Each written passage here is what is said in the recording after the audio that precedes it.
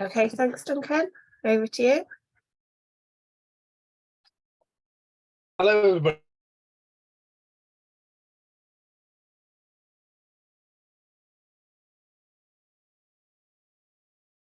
Sorry, Duncan, you're on mute.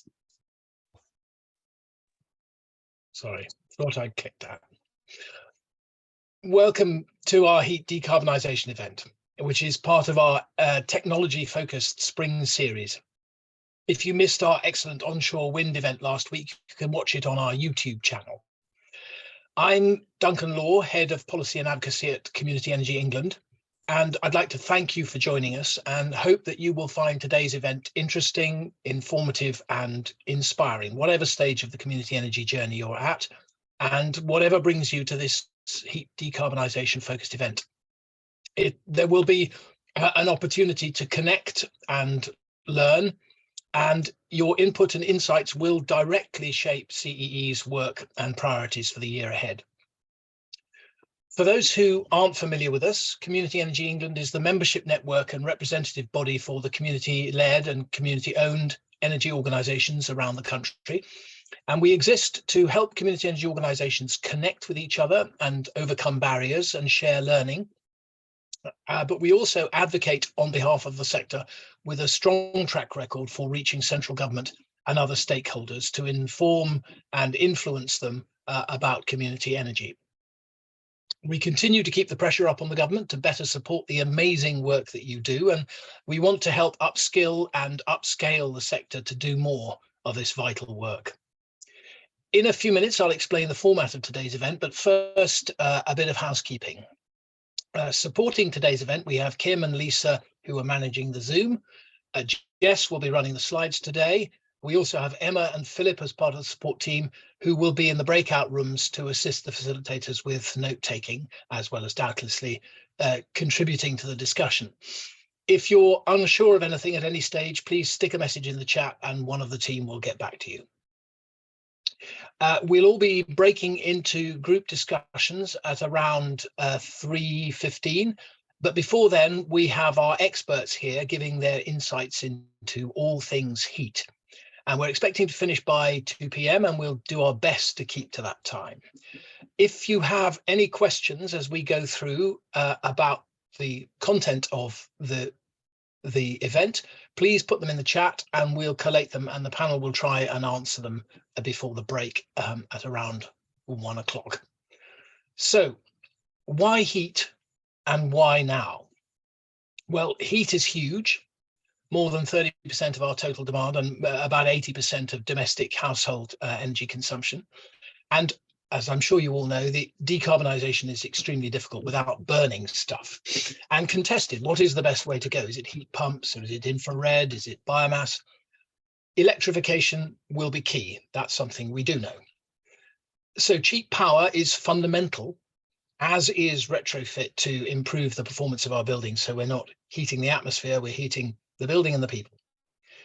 Heat is essentially local. That should be fairly obvious. It's about people and buildings, and it's difficult to transport heat from a source to where it could be used. There is no overarching government strategy on this. They have an aim, for instance, for 600,000 heat pumps installed a year by 2028, but the recent funding put in place will see tens of thousands increase installation. Community Energy England has a low carbon heat community heat working group convened by one of our speakers, Kate Gilmartin, and attended by most of the others, and has leaders in the sector, and leaders in the sector in heat networks and retrofit are among our speakers today. So what is the aim of the event? Well, we want to increase clarity, provide clarity around the opportunities and challenges for the sector.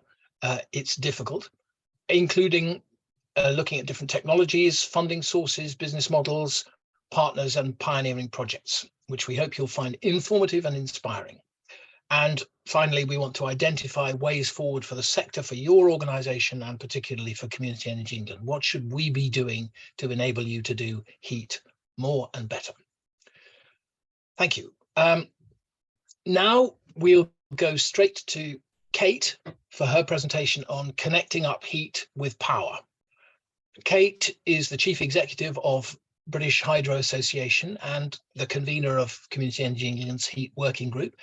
She was previously the Rural Community Energy Fund Officer at the Northwest Energy Hub, overseeing the development of tens of millions worth of projects. Kate will also give us a quick update on the Low Carbon Heat Working Group, which meets every Thursday for an hour in the morning.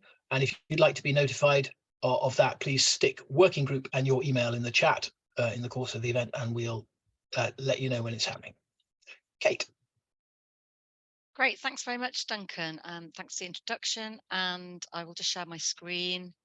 And just to mention that the working group meets once a month, not weekly, Duncan. But yeah, it'd be very happy to have anybody join and either just to listen in or to input. Everyone's very welcome. So yes, I'm here to talk about, well, more generally actually, it's community heat and a whole systems approach and how we connect heat with local generation. But I think the key is to remind ourselves what the fundamental questions are. Decarbonising heat, what are the options? They're going to be different for each community and individual households, for example. So what are the options at community level? Affordability. So we've got a really big issue insofar as actually the affordability of warmth. Electricity prices are very high, so moving on to heat pump at the moment with costs is a barrier. We've also got to be thinking about grid constraints, especially in rural areas, and how a planned and phased approach is going to be the most cost efficient way forward. But who actually leads that at community level? That granularity of data at community level, who needs to gather that, and who needs to work with the DNOs to provide that? And of course, flexibility as well. So we're going to have a much more flexible grid in the future, and we're going to have more around smart local energy solutions. But are communities well placed to get the benefits of those local supply models and that flexibility? And cost, upfront cost of kit and upfront cost of retrofit are a major barrier, as Duncan just mentioned there. But also retrofit, it's really complicated, you know, what, where, when, who, and how do we mobilize the supply chain? Engagement, where to start? Huge consideration how we actually engage people on something that most people won't find particularly exciting. But these are all really interdependent, and we need to consider to some degree simultaneously in this kind of whole systems approach. But the key to remember is that nothing will work unless we can offer affordable and low carbon warmth. So we've been working in Lancashire with a couple of communities who have been knee deep trying to unpick these tricky issues. So I'll just run through a couple of the details from the Rosendale Valley Energy. I saw Trisha's on the call as well. Hi, Trisha. So Rosendale Valley Energy, and we're looking at the Net Zero Terrace Street in Bacup. But obviously there are lots of terrace streets around the UK. Approximately 10 million homes are terrace homes. A lot of those don't have much outdoor space, which means that air source heat pumps can be an issue being deployed there, especially when you think about risk of damage, etc. So this is the street we're looking at, one of the streets we're looking at in Bacup. As you can see, it's straight onto the street, and it's also stone built as well. A lot of our terrace streets are 19th, 20th century, and they have low energy efficiency. And affordability of heat is going to be an issue for many of the residents we're looking at and working with in Bacup. So the default solution in some of these streets would be to move properties onto electric boilers. As you can see, the backyards here, there's no space for air source heat pump. And there's also an issue with noise as well in kind of terrace streets. But electric boilers are cheaper than heat pumps, but there's no subsidies for those. And of course, if you don't do retrofit with an electric boiler, then it means that it's going to be really costly to run. Electric boilers have a much higher size wattage as well. So when you think about peak load on the grid, tea time, winter, if everyone's got their electric boiler running, that's going to be a huge impact on the local grid, and costly reinforcements would be likely to be triggered. So what's a do nothing scenario is just, well, we just stay on gas and you know, at some point maybe it'll be hydrogen ready, but you know, this isn't near an industrial cluster, and there's not going to be a district heating network nearby because there's not enough big large heat loads. So potential for mine water, but again, projects like that are complex and expensive, and they're not going to be happening anytime soon in Rossendale. So the funding we've got to deliver the Net Zero Tower Street is through the Strategic Innovation Fund, working with Electricity Northwest, and the Net Zero Living Pathway Places. So there's the group, Rossendale Valley Energy, and we're working hard to try and unpick what is going to be the affordable low carbon heat option for Bacup and these terrace streets. So Chipping is quite a different community. It's rural, it's off the gas grid, 300 odd homes, and their do nothing scenario is, well, actually by 2026 it's likely that you won't be able to replace your fossil fuel boiler. So people have got to start thinking about what they will do if they need to replace their boiler quite soon, and how are they going to get off oil. There's the possibility of air source heat pumps. They'll need to retrofit with electric boilers or individual ground source heat pumps. They're not going to be ready for hydrogen because they're not on the gas grid, so that's a definite no. We looked at Swaff and Pryor, which is a centralised ground source system with a 25-acre borehole field. And that centralised system means that they upgrade the heat in that central plant to 75 degrees or over, and then that hot water is transported around the village in an insulated heat network. And then each home will have a heat exchanger and their own central heating system. So it's a sale of heat, but they are also connected to a 39 megawatt solar farm, which subsidises the cost of the electricity to upgrade that heat. So it's a really hard scheme to replicate. And we looked at it for Chipping, but we found that the land availability was an issue. Also, it's an AONB in Chipping, so a centralised power plant would be an issue. We did also look at biomass, and the community were quite keen to go down the biomass route until they realised how many hectares of biomass would need to be grown to provide the resource for Chipping alone. And really what Chipping want to do is create a solution that is replicable for communities around the country, but especially in Lancashire as well. So the other issue was a solution like the Swaff and Pryor solution would need a lot of local authority support, a big amount of development funding for upfront planning, etc. And we didn't think that was a suitable way forward. There's also heat loss in the system. So we think it's a good solution, and it's a great project at Swaff and Pryor, really fantastic what they've achieved. But unfortunately, it wasn't going to be replicable at Chipping. So we've still got some Rural Community Energy Fund, and we're working towards the Green Heat Network Fund to deliver the solution here. And there's the working group. And yeah, we're still trying to find out what is the affordable low carbon heat option at Chipping. So both these schemes, we're looking at shared ambient loop heat. So in the graphic there, you can see that there's boreholes, and those boreholes would be about 150 to 200 meters deep. And it's a closed system, but those boreholes are shared between clusters of houses. So it means you can actually have a phased approach according to interest of residents within an area. So each system would then have its own heat pump and usually a water cylinder as well. And the idea is that the boreholes provide water to the system at about 12 degrees, which means it's more efficient than an air source heat pump. And then that heat pump in their home will upgrade that 12-degree water to about 45 degrees. And then that 45 degrees water would be used around their own central heating system. So 45 degrees is obviously lower than our central heating systems run on, 75, 70, 65. So you would have to look at upgrading radiators to have a bigger surface area. But the key here is that it's more efficient. So not only does that mean that it's more affordable to run, it also means that it has less impact on the local grid. So we've been really busy, the working group at Chipping, there's been extensive community engagement. The 67 households have registered a keen interest. 22 energy audits have been undertaken, including the shop and school. A trial borehole has gone in, which are the photos at the bottom.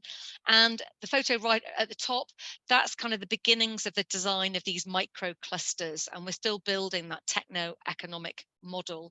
So a lot of questions still to answer, but a lot of shared learning as well. And I think the key is really, as I said, it's affordability. So electric heating is very expensive. And until we have social tariffs or heating tariffs, it's going to be a big blocker to people taking up heat pumps, of which the government wants 600,000 delivered by 2028, which they're very far off the mark at the moment. And of course, the decision around hydrogen for domestic heating, which the government have said will make a decision in 2026, which I think is causing policy to be delayed in terms of how we look at community scale low carbon heat. And it's worth noting that in the recent Climate Change Committee report, they have said that hydrogen should not be used for domestic heating, in part because we're not going to have enough hydrogen to deliver all the things that it's flagged to deliver. But my point is that if people can't afford to heat their homes with gas, then how are they going to be able to afford to heat their homes with hydrogen, which really will be blue hydrogen, which is gas with two very expensive processes hitched alongside it. So the key is how we reduce the cost of energy spend. And I think the way we need to look at that is we need to reduce our overall demand. And these kind of the four key things in the boxes here. So we need to have retrofit, we need to reduce our energy demand, but then we need to subsidize the cost of electricity. And that could be through local generation and potentially local supply models. And also we need to have an efficient source of heating. So the most efficient source currently is a ground source, as shown earlier with the ambient shared ground loop.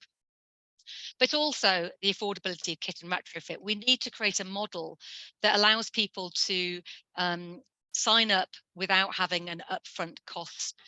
And also, if we look at community scale solutions, we can get economies of scale as well. So thinking about economies of scale, we've got the supply chain here at the bottom. If we're doing community or street by street approach, then suddenly you've got a much bigger audience, and the supply chain will start to think about mobilizing at scale, start thinking about jobs and skills and training for particular areas.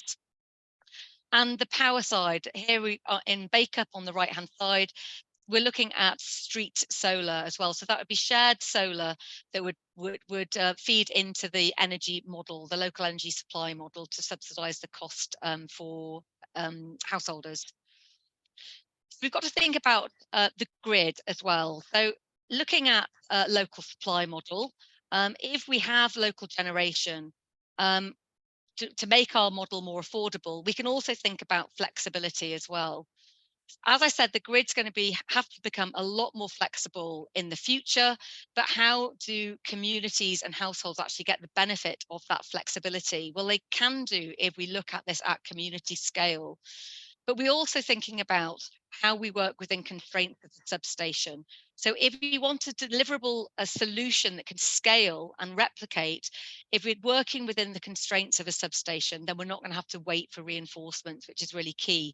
So this whole solution is really looking at being flexible behind that substation. Can we load shift? Can things get turned on and off according to what's happening on the grid? A smart local energy system. I'm building up this. I hope this is visible okay. So I'm kind of building up our flow chart, and here we're adding in finances. So again, thinking about scale, if we've got scale and we're looking at infrastructure that has no moving parts, because an ambient shared loop does not have any moving parts, it's just pipework, which has a life expectancy of 100 years. We're looking at a model that pays back via a standing charge as well. So really what we want to do is we want to make this model attractive to patient capital, those pension funds, and how they can invest in the infrastructure of those boreholes and also the retrofit. And if they can be repaid by a standing charge, which ideally would sit on a local council tax bill, which would obviously reduce the risk to investors. And if you can reduce risk, then you bring down the cost of capital. These two facts should really create interest to investors, patient capital and pensions.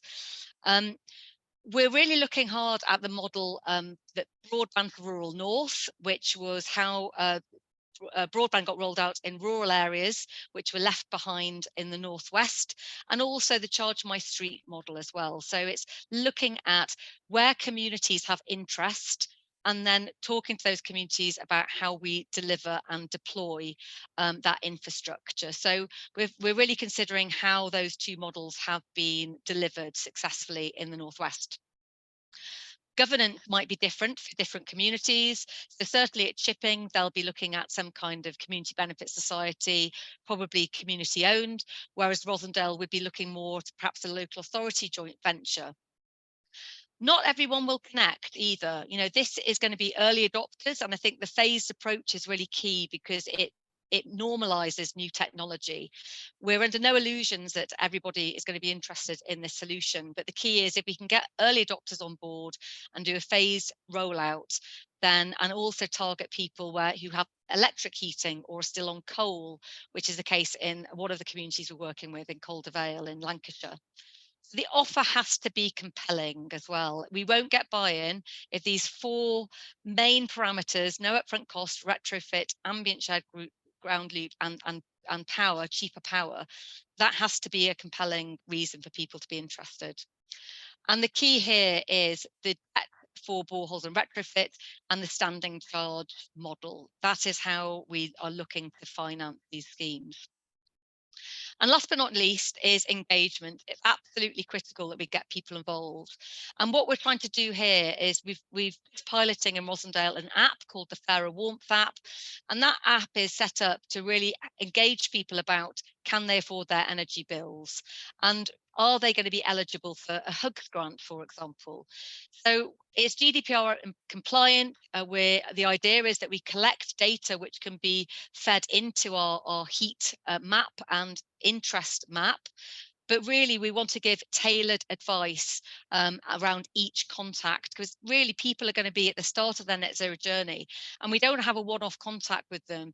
We want them to be interacting with us along their journey route. And to do that in a tailored way rather than a carpet bomb approach. You know, how do people want to engage? Do they want a chat bot? Do they want a pack through the post? Do they want a one-to-one? Do they want to go to a drop-in? An app can filter out and triage how we actually communicate with the people that we're reaching. And all this data, as I say, kind of builds up into this heat map. And this is the offer. The offer has to be compelling for people to want to sign up. So in conclusion, sorry, just at the bottom there. So I kind of think that the key here is we must have affordable energy. And if we can't get this equation to balance and that total annual household spend to be less than it currently is, then we've not got a model. So it's tweaking the factors on the right to see how we can make the total annual energy spend affordable for people. But the key is the community solutions are going to be cheaper and faster and more effective to roll out. We've got to look at community solutions as whole systems approach. We need that community action. We've got a fantastic network that we share knowledge and ideas across. So we've all got to carry on working together. It's got to be an equitable net zero transition. We can't leave people behind. So a community approach ensures that we're not leaving anyone behind. Working groups are key. You know, trusted members in the community, if they agree that a solution is going to be good for their community, then they will become great advocates, trying to get across really difficult ideas about what these new technologies are. And obviously any kind of community wealth building that comes from the benefit of community benefit societies. But also if we've got this community approach, it means that we are having less money spent on critical infrastructure and grid reinforcements. I think I'm pretty much out of time there. So my three key takeaways are: it has to be affordable warmth. We've got to get those economies of scale and the standardized economies as well. And we have to be thinking about who are the investors. And we've got to be thinking about whole systems approach. And please do join us for any low carbon heat working groups. If you'd like any more information, please get in touch. Back to you, Duncan. I'll put my details in the chat as well.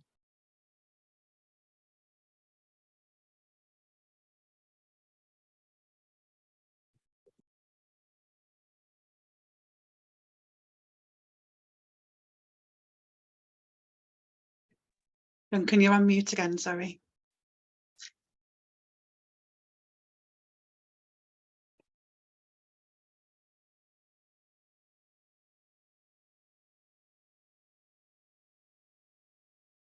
Thank you. No, the system is not letting me unmute. I'm sorry. Thanks, Kate. That was a brilliant foundation for us to build on. So now I will pass on to Matt Fawcett, who will share insights from Carbon Co-op's work in retrofit and their recent study on how community energy organisations can integrate heat pumps in their retrofit or advice work. Matt, over to you.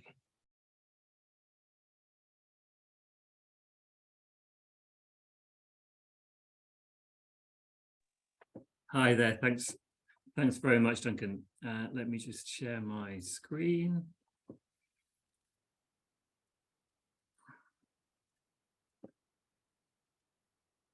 Is everyone able to see that? Excellent. Okay, so I'm here today to talk a little bit about a project that we've been doing over the last sort of 18 months, really, looking at how we as community energy organisations can respond to increasing demand for heat pumps.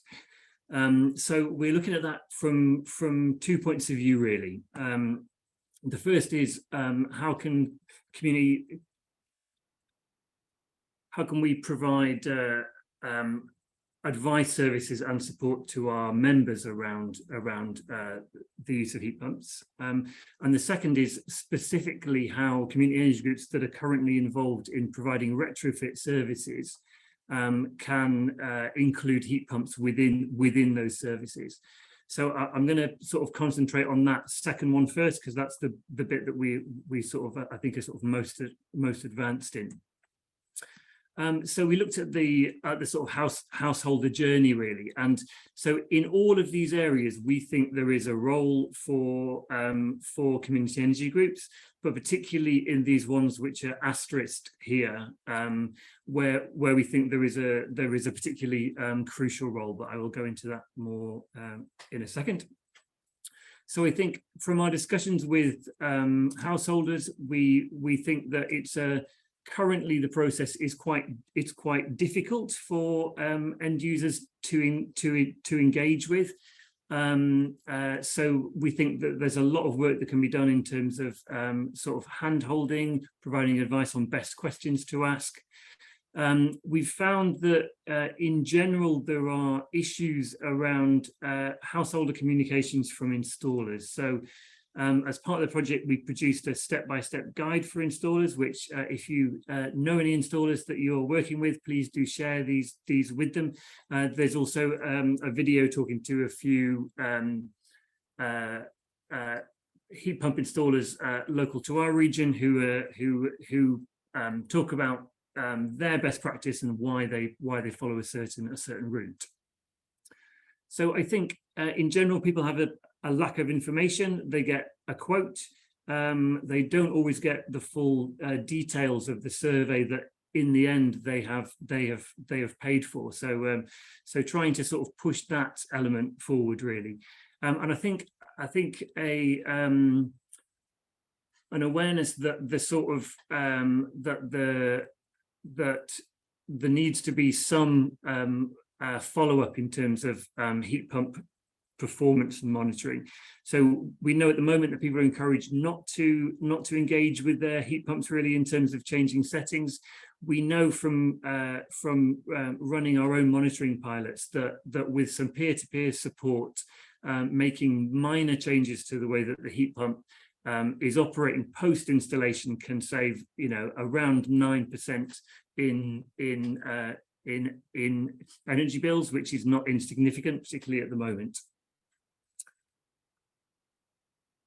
So how do these things relate together in terms of retrofit and heat pumps?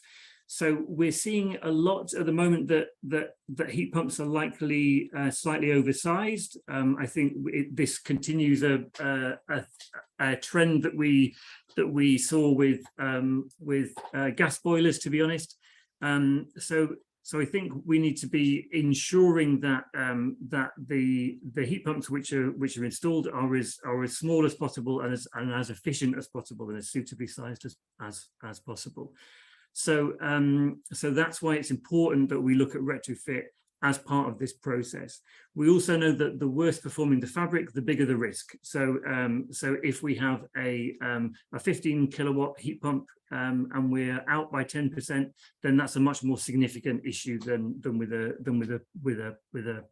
5 kilowatt, for example. So there's a lot of complications around hot water demand. There's a lot to consider around peak load. So that's specifically where this integrates well within existing sort of SAP-based retrofit models. So this is an example of one of our whole house assessments with the size of heat pump needed in the on the sort of horizontal axis. So so obviously we want to be making these changes in tandem or making the fabric changes first. Otherwise we're going to end up with a heat pump installed which is oversized and doesn't operate efficiently. So looking at the way that we currently carry out these assessments, you'll see that there's a tremendous amount of duplication there, really, in terms of the fabric works assessment and the heat pump assessment. So so we've been trying to sort of bring those together, really, to reduce the number of visits to householders' homes, and also just to reduce the number of times that people need to measure each wall and all of those kind of things. So in all of these stages, there is a tremendous amount of overlap, really. So so what we've tried to do with our current service model is to sort of pull these elements together, really. So so we're currently operating this model both for people powered retrofit here in Manchester, for the assessments that Carbon Co-op is involved in, and also with other community energy groups that we work with who use the Home Retrofit Planner tool. So we're currently using Heat Punk as our NCS approved data collection NCS energy model. And we are integrating the information that's collected through Home Retrofit Planner into that service, so that we're able to really reduce the amount of time taken, and obviously fundamentally reduce costs to the householder. But I just want to talk a little bit about what we think the role is for the broader community energy sector. So it may be that you are not involved in commissioning retrofit assessments or retrofit services, but I'm pretty sure you're probably already getting lots of questions around heat pumps, whether they'd be suitable for your property, and what the best routes forward are, really. So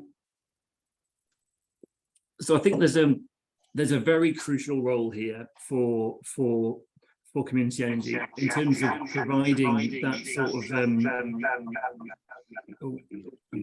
a refurb, in terms of providing that sort of one-on-one advice, because I think one of the issues is that there are so many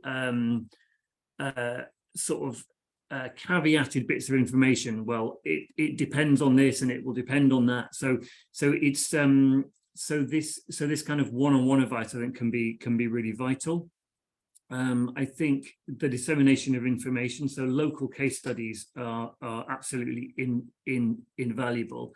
There's some really good information out there actually being produced, some of it by within the community energy sector, some of it from organizations like Nesta, which I think can really help to handhold householders through this. So there's a great deal of work to be done in terms of signposting householders to the best available information.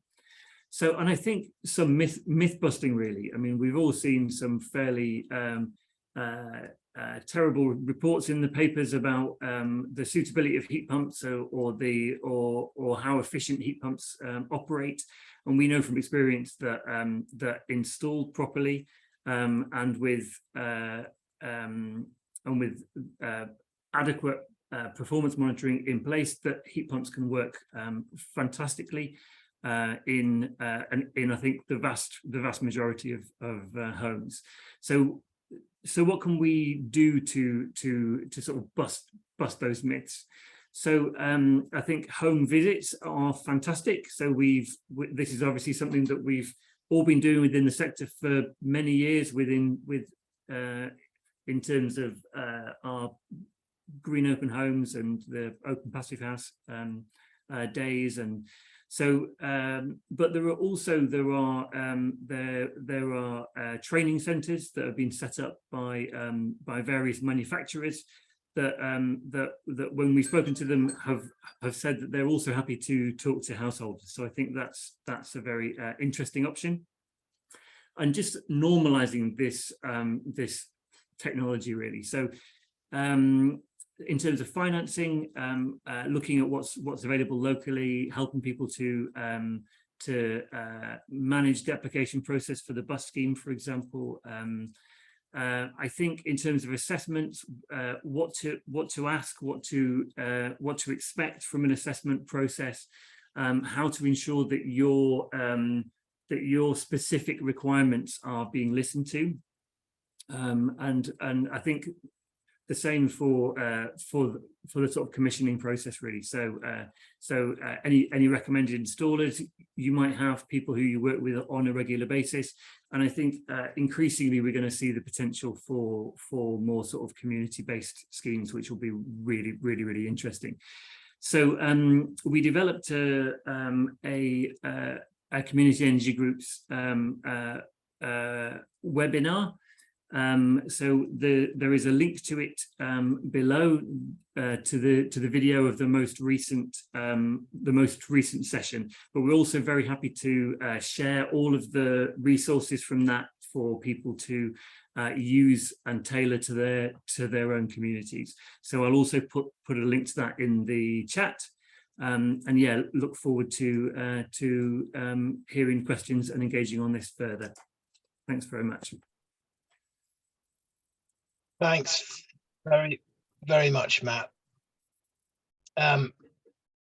Right, so we will now hand over to our next speaker, Martin Crane. Martin's an independent consultant from Carbon Alternatives who specialises in heat networks, and he's also board director at Community Energy England and Springbok Community Heat Project, and he'll give a quick overview of government heat policy and funding as well. Over to you, Martin. Thanks.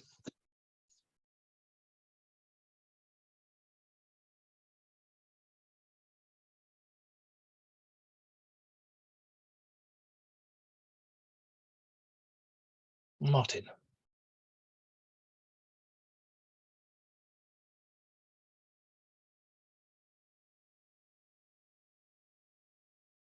We can't hear you yet.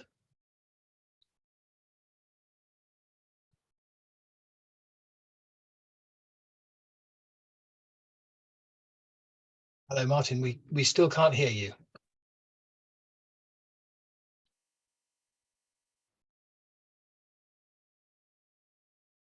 Are you there, Martin? We've got your slides, but we haven't got you.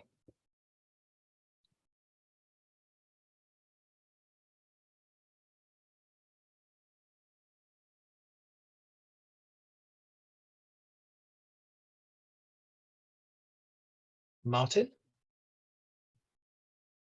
It looks like there's 2 Martin Cranes in the participant list. I think he's okay now. He's just unmuted. Oh, perfect. Can you hear me now? Is that one working? Yes. Yes, that's it. Yeah, so this internet connection keeps going down there, so I'll disappear at some point. And my laptop I haven't used for months, and so that's not working very well either. So anyway, you can hear me and you can see the screen. I'll get on with it. So challenges and opportunities of heat networks. I've put down here district heating and community heating. I mean, heat networks is a small area and we seem to have 3 different names for it, but district heating and community heating and heat networks, so it's basically all the same thing. So I need to work out how to change. I won't change slides. I'm having a nightmare of a day.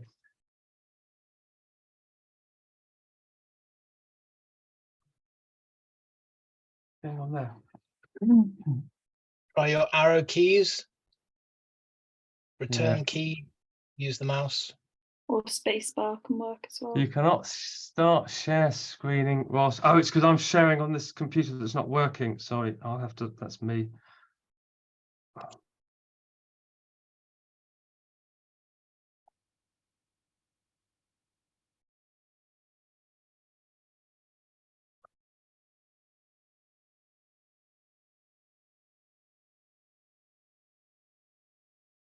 Right. Right, now you can see the next slide, I hope. Yes. Yes, sorry about that. It's 2 computers. It's a nightmare. Right, so the challenges. District heating, expensive, and it's hard to estimate quite a lot of the costs at the moment for retrofit because there's not that much has happened. It's complex. Finding the best opportunities is difficult. I suppose I should couch this in. Most heat networks that have been going on recently in the UK have been driven by planning permission, so it's new build. But I see the opportunity is not new build because new build doesn't need that much heat, and heat networks are very expensive, and most of the housing that's going to be with us in 2050 has already been built, and so existing is the challenge.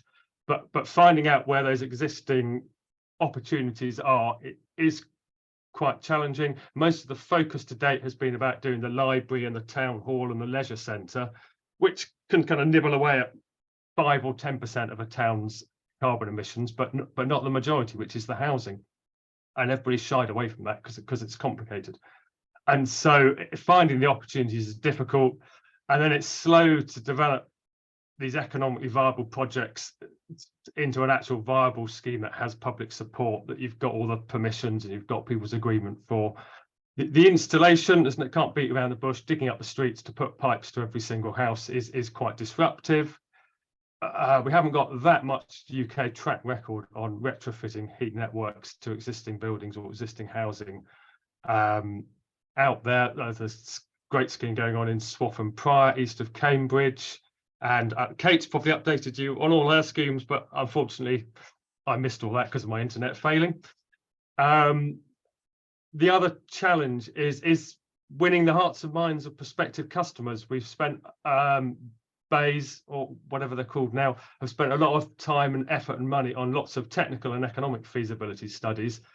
But when you're just doing the school and the hospital and stuff and the town hall, the customer engagement is much smaller. But if we want to capture that huge housing stock, we've actually got to engage and bring along all the people who live in those houses.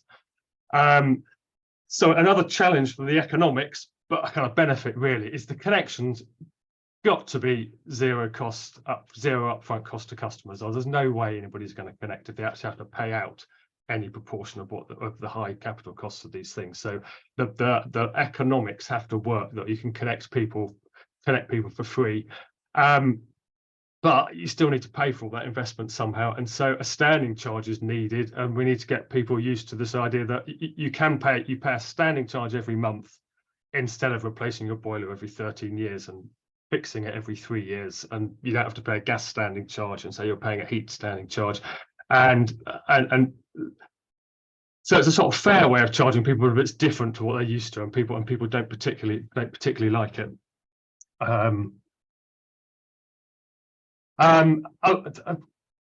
Opportunities.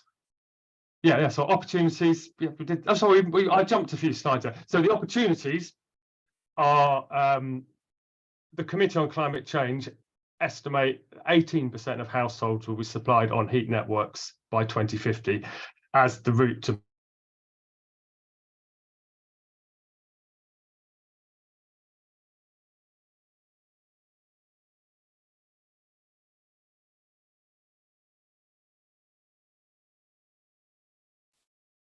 We've lost you again, Martin. We've lost your sound.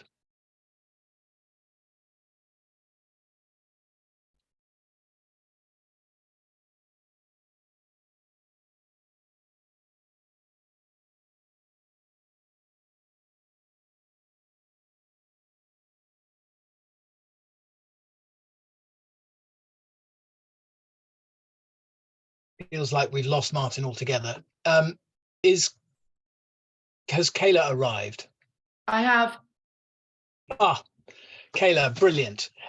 Since Martin's having problems, would you like to step in and do your presentation and then, oh, hang on. Yes, and do your presentation and then Martin can, I hope, hear it and add the tail end of his.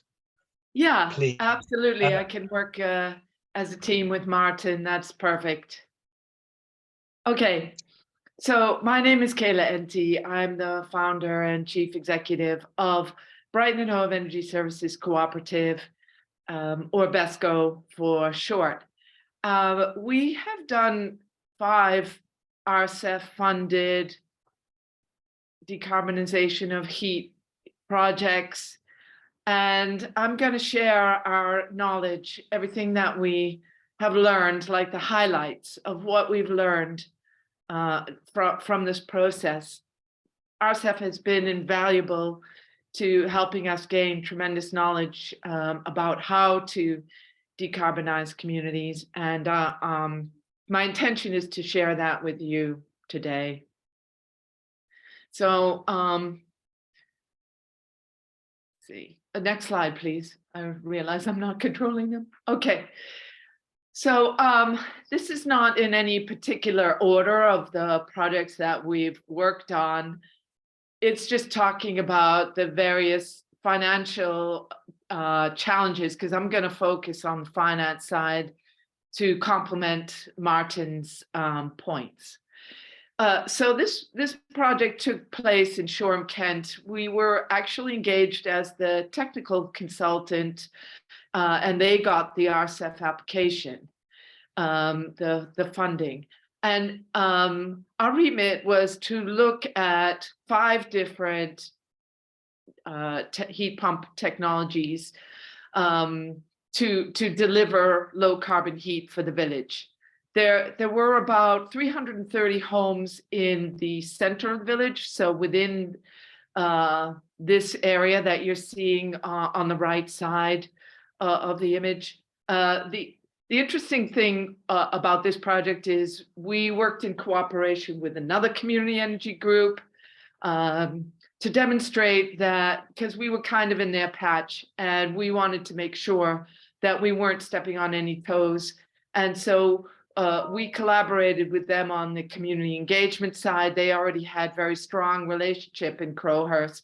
We actually wanted to do a village that was next door, because this image that you see in the middle is from the non-gas grid app. I don't know if you're familiar with that, but it's super helpful to helping understand what fuel poverty is in an area, how many homes are off the gas grid, and to give an indication of what they're burning for their fuels.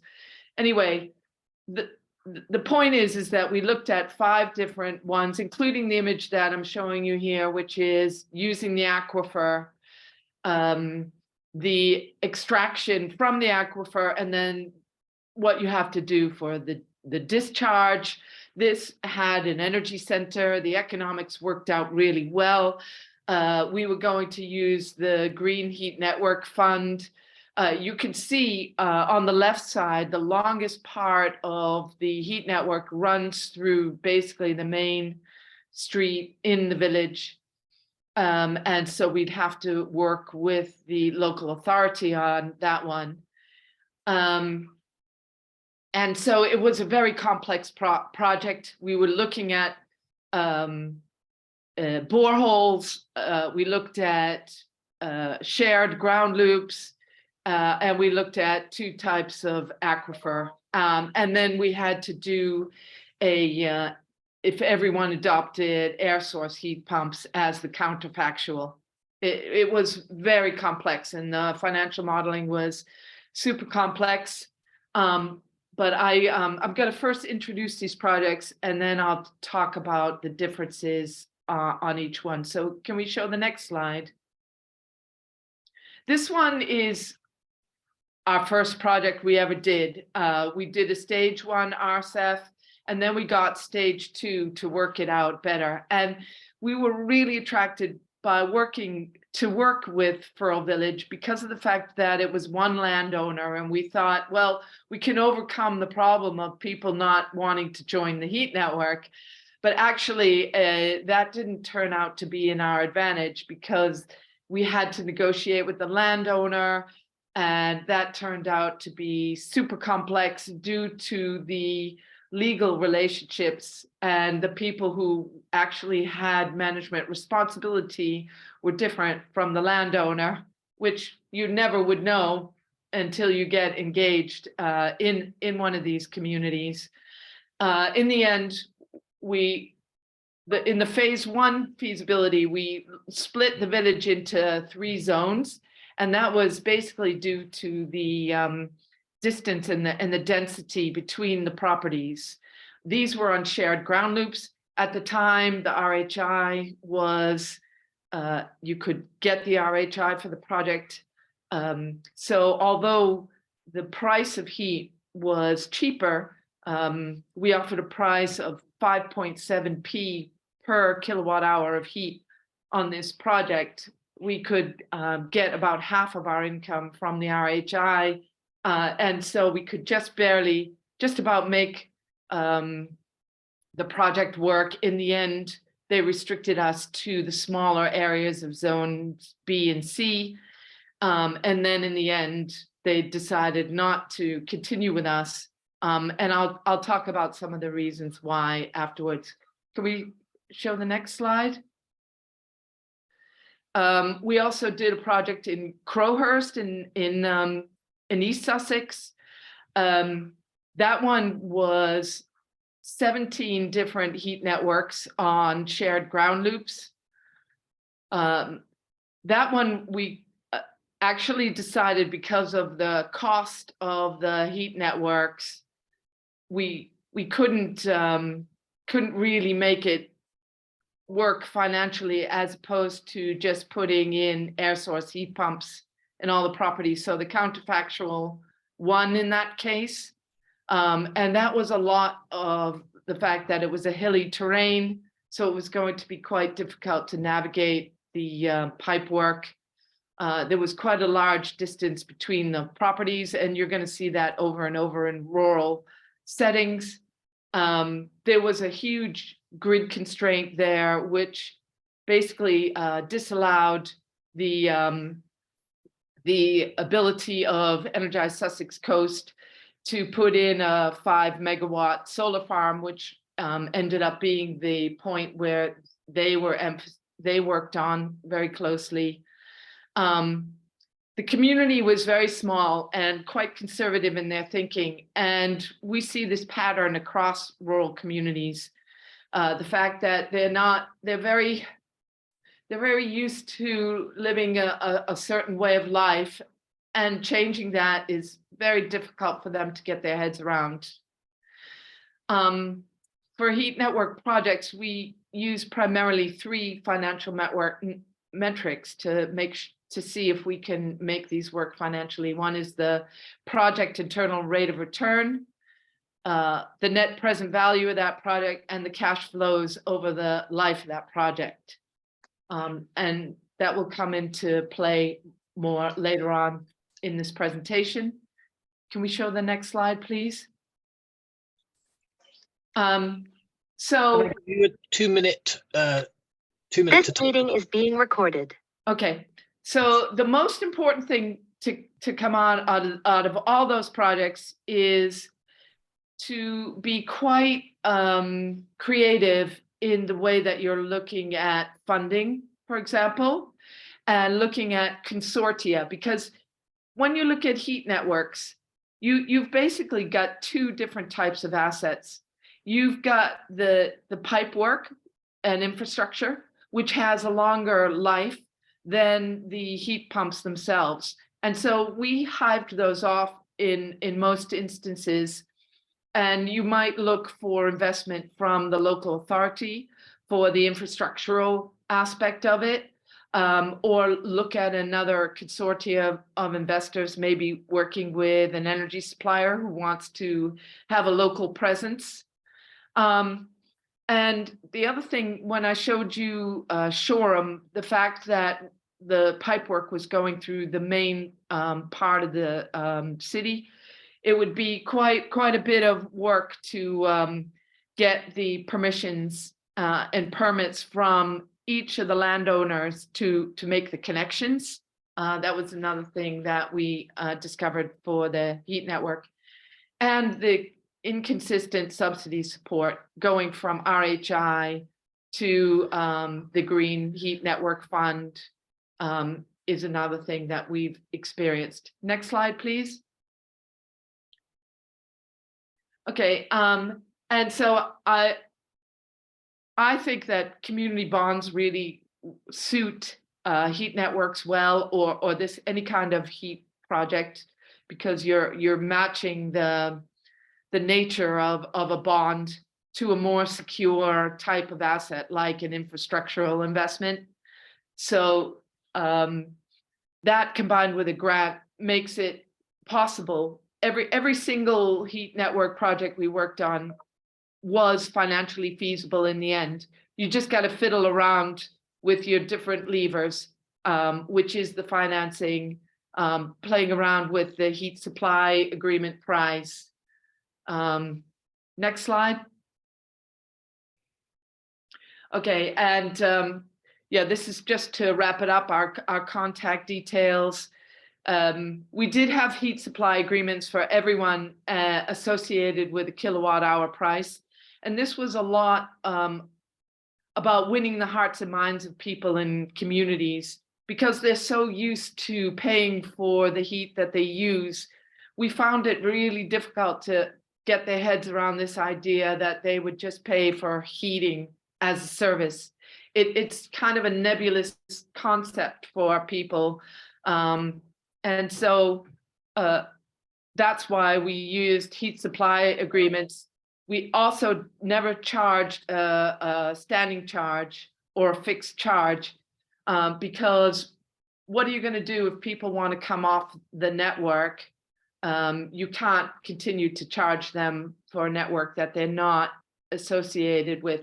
And so the response that we got from communities was quite negative around a standing charge. So it should be interesting to see how that works in those projects in Chipping that Kate mentioned in the beginning. I'm sorry that it's such a quick overview. Thanks very much, Kayla. That was great. We're running horribly behind time because I've not been cracking whips, because the material is so complex and important that we take time over. Martin, are you there? And if so, would you speak very quickly to your remaining slides? They seem to be well bulleted, so they'll be useful even if you aren't speaking to them. Is Martin there? Pipe up if so. Feels to me like he isn't. So if he is, he can join in on the questions. We haven't got very many, so that's a kind of relief because we've got so far behind. I will run through them very quickly. Tom asks, what is the cost of heat at Swaffham Prior? Can anybody answer that? From our team or outside? If not, then we'll revert and find that out. The other various questions were asked and answered in the chat. Will asked during Kate's, do you have a summary of the expected business cases? And she said that they do. We will be talking about this more in the Heap working group, so we will. That would be a good place to check in. Kate, do you have any further comments? No, obviously Phil is the consultant Borough Hopple at Net Zero Terrace Street, and Derek from Prosperous. So they have all those kind of business cases, but they have been paid for by public money, so I don't see why we shouldn't be able to share them. Brilliant, thank you. This event will be on our YouTube channel, and we will email out a link to it afterwards. And Matt put a link to the webinar that he mentioned in the chat, and I will post it in the break, so you've got it again. Sydney made a comment about heat network zoning, which is potentially part of government policy going forward, which would designate areas for heat networks and kind of force people to go on them. Does anybody have any comments about that as something that's coming down the line? Can you hear me? Can you hear me? Yes. Yes. Oh, right. I've got an eye on heat network zoning. Shall I try and get that up? Yes, why not? Right. I've got to share screen. Oh. Right. Okay. So heat network zoning is. Oh, everything's going so slowly. Why don't you just tell us about it? Very slow laptop. So yeah, I will. Yeah, I will just tell you about it. Heat network zoning is the government are going around trying to work out which areas it makes most sense to have heat networks rather than other solutions. And so it's quite a big and complicated technical bit of work. So yeah, this is it. If you can you see that? Yes. Yes. So it's a really dreadful slide. So the overall aim of zoning is to develop heat networks in zones where they can provide the lowest cost, low carbon heat to the end consumer. So it's going to be a big shift. It's a very complicated bit of work working out where that makes most sense. And the only way it's going to happen is by mandating people to connect. Currently, the consultation is shying away from getting private houses to connect because I think it's just too much of a policy challenge. But that's where all the heat is. So that's one to work out. And I think from the community energy aspect, somehow heat network developers or operators are going to have to be selected to run the heat networks in these zones. And yeah, so my question to that is, do we want this to be the private sector? Do we think the privatized water companies and the DNOs with their monopoly positions have done a good job? And so in Denmark, all those heat networks supply 75% of houses in Denmark. The larger networks are all run by the local authorities, and the smaller ones are run by community co-ops. And all networks are not for profit by law. So it's a very different system. And so I believe a community energy approach would make the heat networks in those zones more attractive for prospective customers because you can have nice open book accounting. It's run by local people. It's clear what the ambition is. There's not some big siphoning off of corporate profits and other interests. And so that Danish approach gives. Sorry, shall I shut up? I've gone on too long. No. This is fascinating, and we will share the slide. We just do have to move on. If you would discuss the implications and what we should do about heat network zoning in the breakout group, that would be a really yeah. There's a comment from Carbon Co-op, which is some reports from Scotland that heat network zoning can dissuade people from taking action early, as they don't want to do anything if they think a heat network is coming, when in reality they may not come for a while or ever. Lovely. Finally, Sonia Bedford mentions that there's Vattenfall and City Leap are doing interesting work in Bristol around heat networks. I think connect with her. We'll find out more and put that in the follow-up emails. And lastly, David Saunders asks, does anyone have any comments on Ecotricity Dale Vince's proposals for green gas made by the suggestion of silage from farms making switch from gas potentially unnecessary? Well, I'll take that one because I used to work on bioenergy. It's rubbish, and dangerous rubbish too. He's planning to use all the grass from the UK to replace gas, but it's still methane. It's still 100 times worse than CO2 if it escapes, and it still produces carbon dioxide. So let's move on from that. I think that's probably all we've got time for. So we'll go into the break now.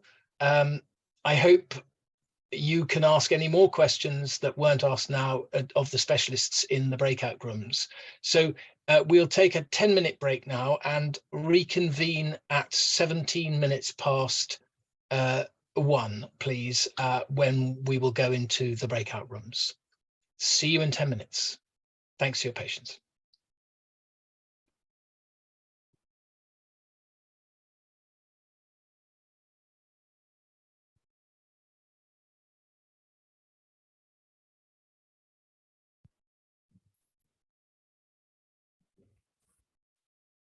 Hello, everybody. Welcome back. Next up, we'll be moving into our breakout rooms for facilitated discussions. Please do turn on your cameras, if possible, for the group discussions. On the screen now is the list of groups and the assigned facilitators for those rooms. You're welcome to join either room and feel free to change rooms if you want to, but do remember that you will be joining an ongoing discussion. Please put up your virtual hand to indicate you want to speak, and that would entail using the reactions menu or the dots by your name on the top of the participation list. Kim will now open the breakout rooms, and on your screen you should be able to click and enter your breakout room of choice. Discussions will be around 25 minutes, perhaps a tiny bit less. No, 25 minutes. And Kim will give facilitators a 5-minute warning, and then we'll reconvene here for feedback from the groups.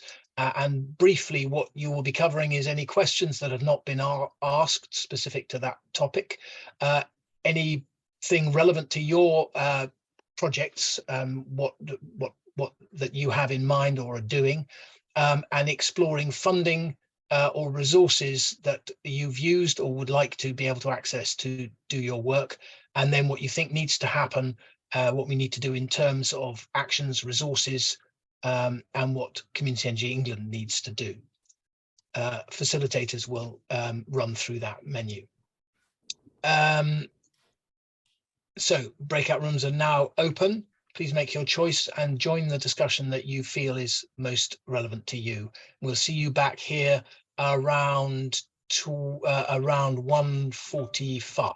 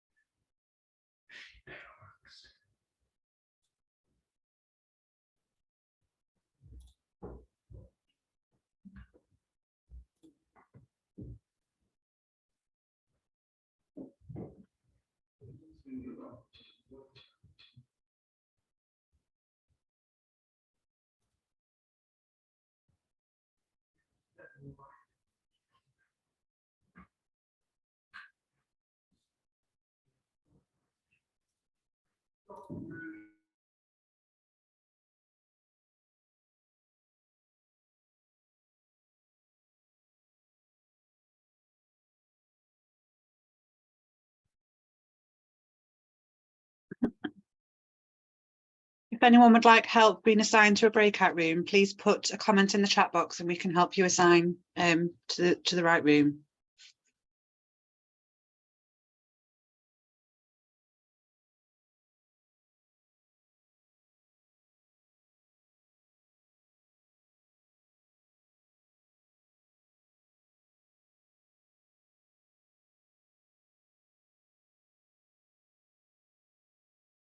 Kim, can you assign Sydney Charles, please, to Heap Networks? Not sure which group that is. Thank you.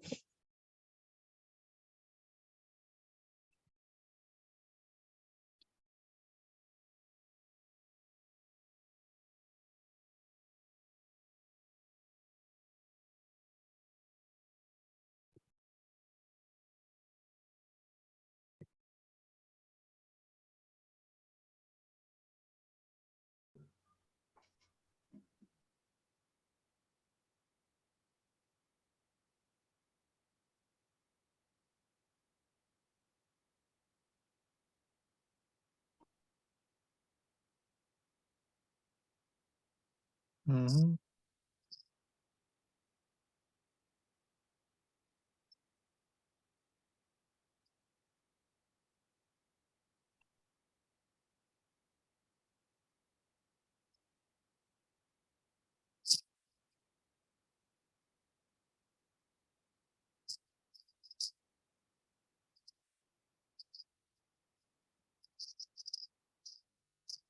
Duncan, are you there?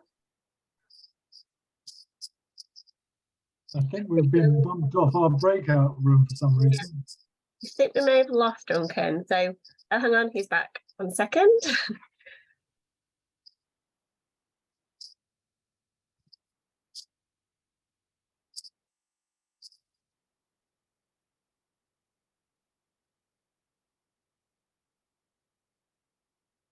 Hi, Duncan. I think we lost you there, but you're back.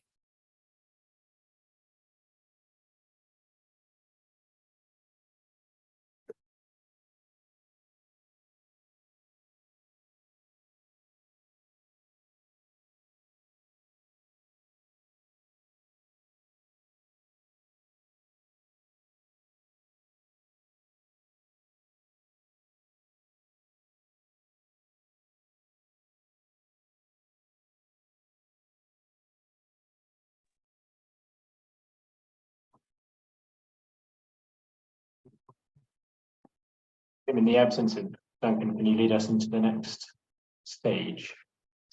Sure. Okay. So we'll just do some group feedback now. So the first group was actually it's Kayla and Duncan who were facilitating this session. So that was on heat pumps and retrofit. So I don't know if Kayla could just give us a quick summary of what was discussed.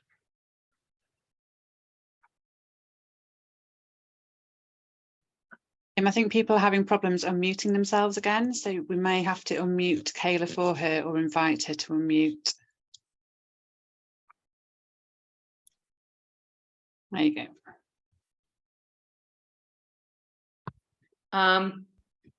So it was Jonathan Atkinson from Carbon Co-ops and myself in the first group.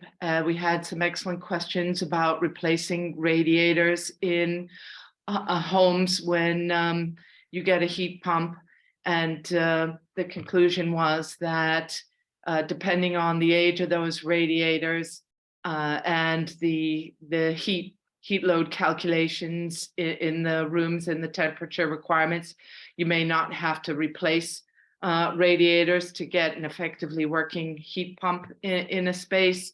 There was a question about using heat pumps for cooling. I think this will become an increasingly more important question when we see how some buildings people are overheating in some of the new builds and some of the horror stories we heard from last summer. And talked about air-to-air heat pump systems that could work better in smaller spaces like in those kinds of urban environments, and how you can use heat pumps with a small fix in most environments for cooling. And then there was a question about starting doing a service similar to the People Power retrofit service that Carbon Co-ops are doing, and depending on the level of investment that a community energy group can make in building a service like that, it would take a number of years to develop into a good streamlined service. And that was it pretty much. Okay, thanks, Kayla. That's really interesting. Moving on to group 2, we had Kate and Martin leading that discussion. That was on heat network. So Kate or Martin, would you like to give it a bit of a summary of what was discussed? Yeah, I can do. Martin, are you there, or do you want me to crack on? Martin's still having a bit of internet issues. Maybe I'll just carry on. Yeah, we were talking about the Green Heat Network Fund and the Heat Network Delivery Unit and what funding's are and available. So Heat Network Delivery Unit, they had a round that finished, I think, before Christmas. So there should be another round available there. It's open for things like national NHS and university campus and council, local authorities. It's not been specifically made available for community groups, but if you work with your local authority, it could be that they could pass through money to community energy group to look at feasibility funding. That is usually only 66% of the funding, so you have to do the match. Although I have been told previously that in special circumstances they will do 100% funding. So this Heat Network Delivery Unit, I was also saying that Green Heat Network Fund, we've had conversations actually this morning with Triple Point, who are the accountable body for delivering the Green Heat Network Fund on behalf of DESNZ. And the solution we're looking at in microclusters, they have suggested that it's not eligible due to the fact that we're not consecutive pipe work, network of consecutive pipes, because we're doing microclusters, although we are a networked solution. So we're going to be taking that up with DESNZ as well. But John Moore is also working with Heat Network Unit. And Joel Hamilton there is looking at how we take the learning from Rural Community Energy Fund projects and collate that learning and look at how we can fund some of those projects as demonstrator projects, because there is a lot of really good learning there, and especially rural off-gas grid communities are going to be very hard to decarbonise. So if you do have a project and you've not let John Moore know about that project, I'm sure John will put his email in the chat and let him know, because I think the deadline really is the end of this week. We also talked about effective solutions as well. So some heat network schemes that aren't cost effective, for example, and Tom mentioned that one scheme, I think said Chichester, is paying 37 pence per unit for heat and £1.70 standing charge per day, which is obviously really expensive. And they're not members of the Heat Trust, but as John picked up, and Martin picked up, those kind of teams are able to access funding to look at making them more efficient and look to try and get them on board with things like the Heat Trust as well. Just to clarify, the schemes that we're working on in Shipping and the Net Zero Terrace Street, we're not selling heat. We're just connecting to an infrastructure that gives you ambient water, so there's no heat metering. So you would be paying for your own heat through your electricity charge on that heat, on the heat pump itself.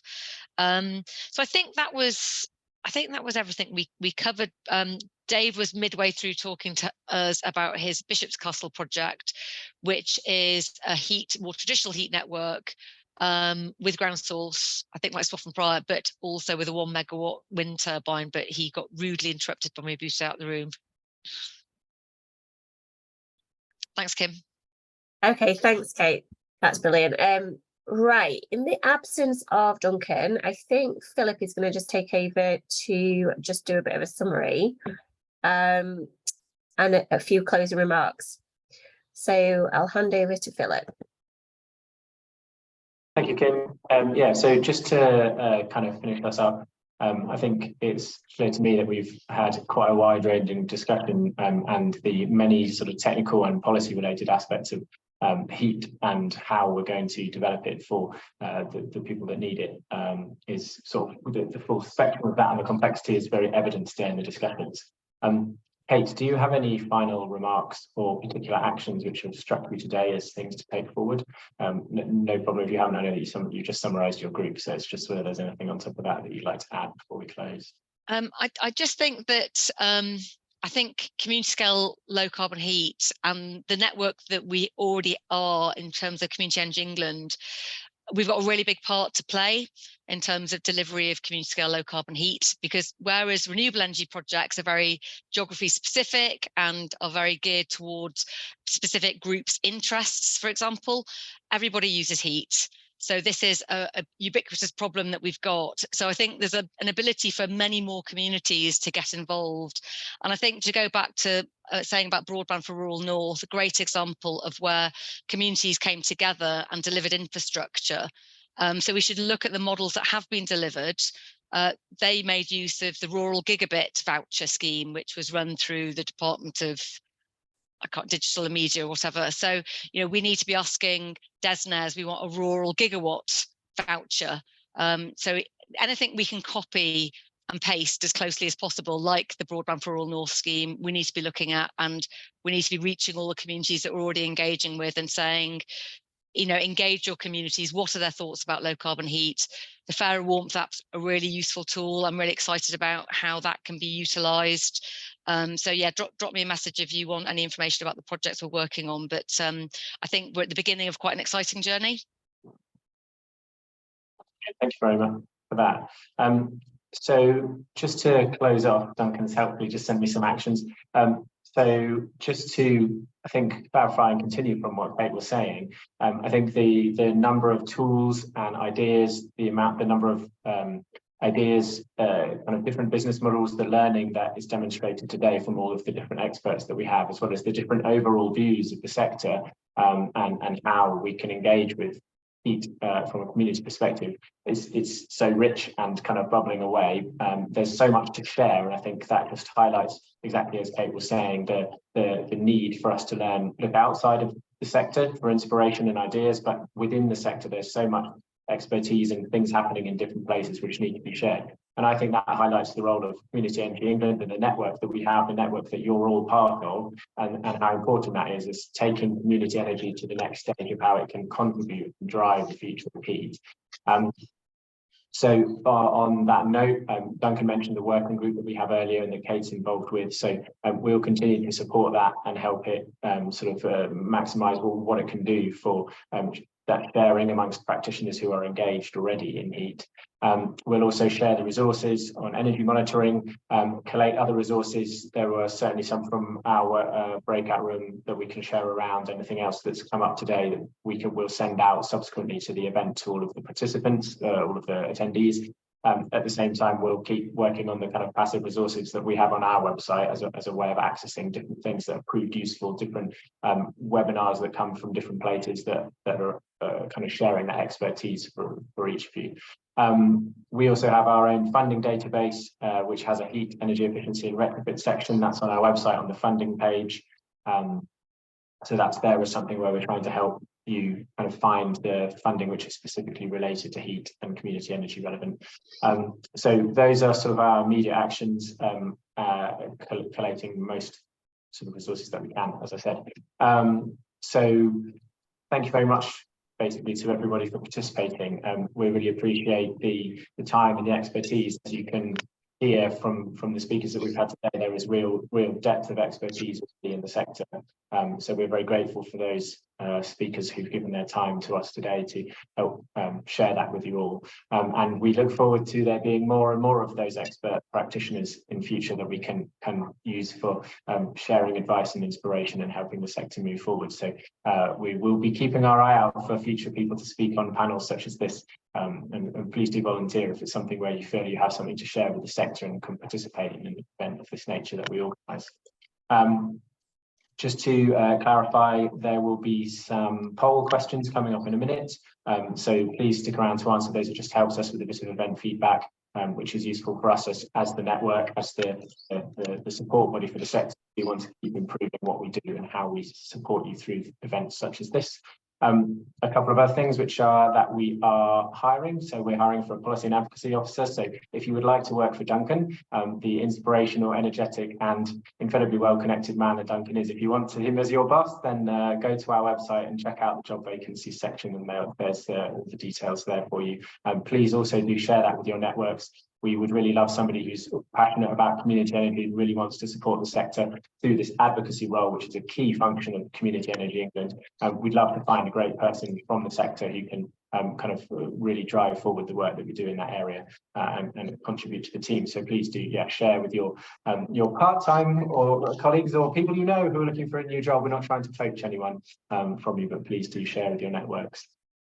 And lastly, we are a membership organisation. Many of you will already be members, and we're grateful for your contributions to the network and the membership fees that you pay, which help keep Community Energy and our impact going. But if you're not a member, please do head to our website.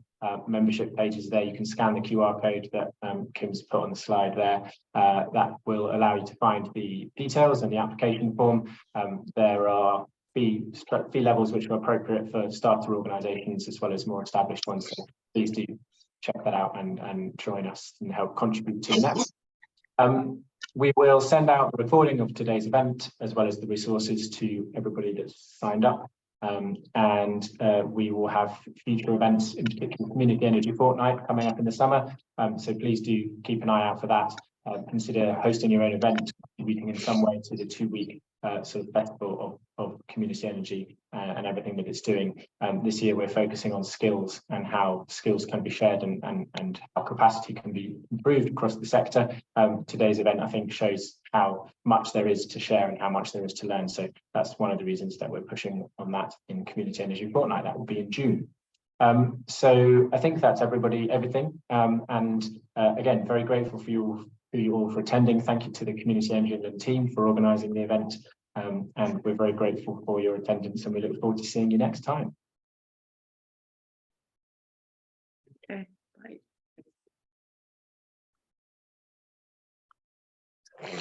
Thanks, Philip. Just before we go, I will launch the poll, and if you could just spare a few minutes just to fill that out, that would be super helpful. Thank you very much.